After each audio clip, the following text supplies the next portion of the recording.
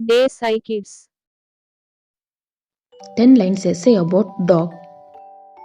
Dog is the most famous pet because they are usually clever, loyal, playful, and listen to humans. It is the friendliest and cutest animal on earth. It runs fast, barks loudly, and attacks the strangers. It is found all over the world in various kinds. Some dogs are used as pets, while other dogs are used to help humans to do their work. It is an omnivorous animal, which can eat both meat and natural things. It has a sharp teeth, used to eat meats, easily even bones. It has a bright eyes and sharp mind.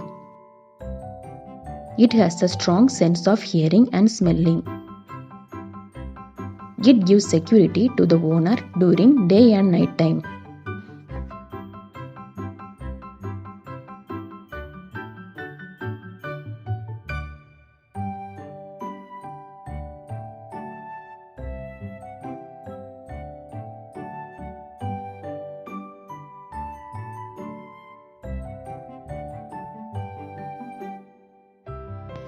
Thanks for watching this video. If you like this video, please like, share and subscribe my channel. Thank you.